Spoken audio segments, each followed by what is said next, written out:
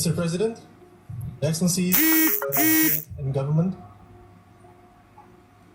my deepest condolences over the act of terror in Paris on 13th November 2015 that have claimed the lives of innocent civilians. As a country with the largest Muslim population, Indonesia stresses that Islam teaches peace, that Islam teaches tolerance, and these acts of terror are not related to any religion, nations, or race whatsoever. Mr. President, Excellencies, I'm here today to give my fullest political support for a successful COP21. As a country with one of the largest forest areas, acting as the lung of the world, Indonesia is here today as part of the solution. My government is developing Indonesia in a way that is giving due attention to the environment. Excellencies, Indonesia's geographical condition makes us vulnerable to climate change. 2/3 of Indonesia's territory consists of water. We have 17,000 islands, and most of them are small islands. And 60% of our citizens live in the coastal areas. 80% of the natural disasters are related to climate change. Recently, Indonesia experienced a peatland fire, and the El Nino worse and make it more difficult to address.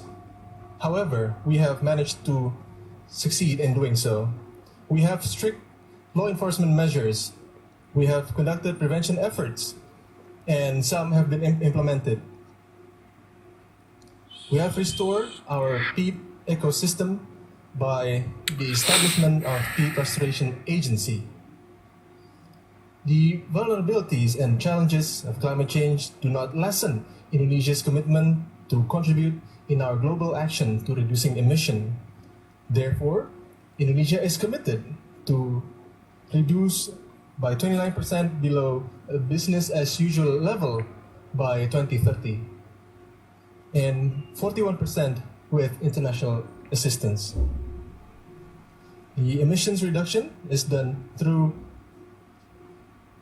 several measures. In the field of energy, we have reallocated our fuel subsidies to a productive sector. We have increased the use of renewable energy sources to 23% of our national energy mix by 2025.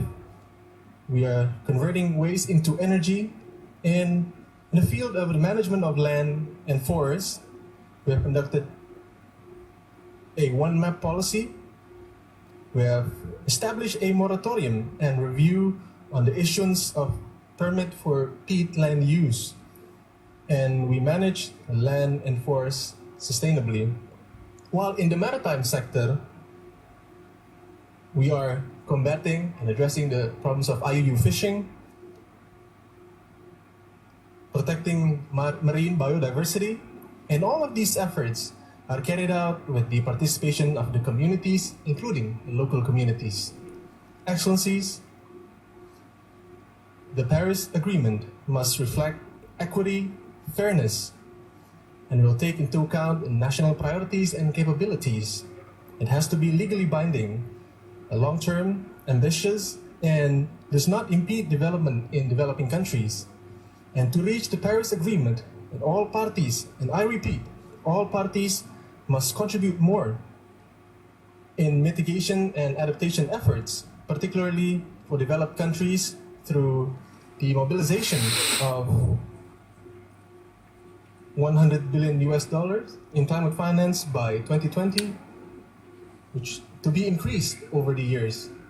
And we have to transfer of environmentally sound technologies and capacity building programs. Distinguished delegates, ladies and gentlemen, reaching a Paris Agreement is a must. And I expect all of us to make Earth a comfortable place for our future generation to live in, and to make this Earth a prosperous place for them to live. Thank you.